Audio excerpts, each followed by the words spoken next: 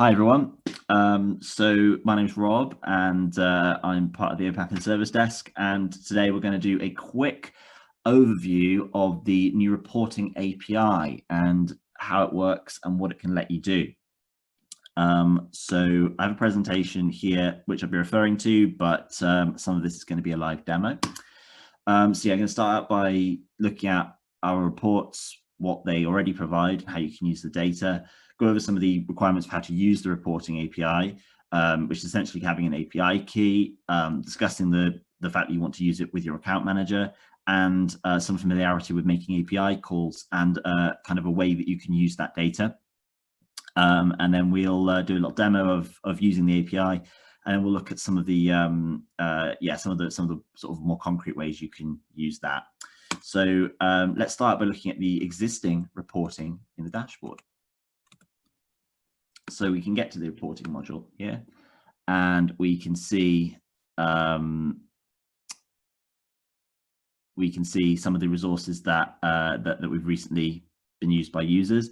And the reporting API specifically lets us drill into the resource usage section of the Data Explorer. So if I click on the resource usage section here, we can see that we can see what resources my organization has been users at my organization have been accessing rather. We can break that information down by the resource, and we can look at kind of the granularity and the start and end dates. So the reason I'm just starting here is because this is the kind of data we're going to be accessing, and you can see here the ways that you can already filter that and kind of break it down. So that's kind of the data we're talking about.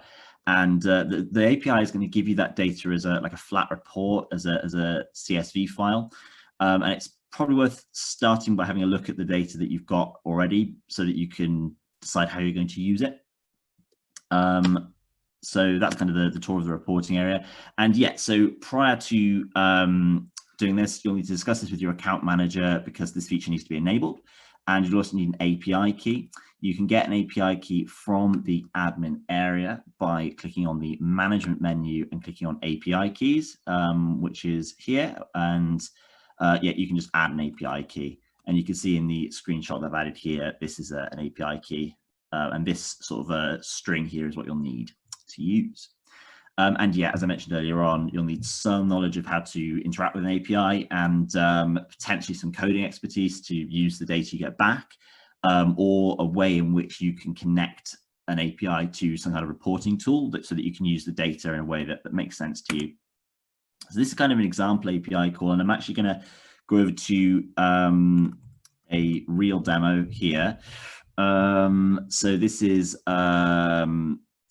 Postman API REST client, and I've got here the URL for the reporting data passed in my org specific domain.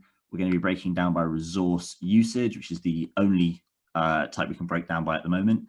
I've passed in the smallest number of parameters really. I've just passed in the from and to dates.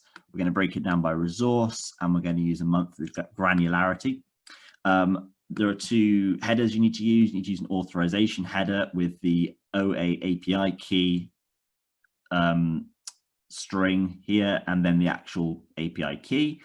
And you need to have the content type set to this value here. This is all in the docs, so don't worry about remembering this from this video. You can certainly grab this from the docs anytime you want. And let's give it a go. So I'm going to make that request, and that's worked. So I've got a result back here from the API. It can take up to 20 seconds or so for a large report to generate. But a smaller report will be more or less instant.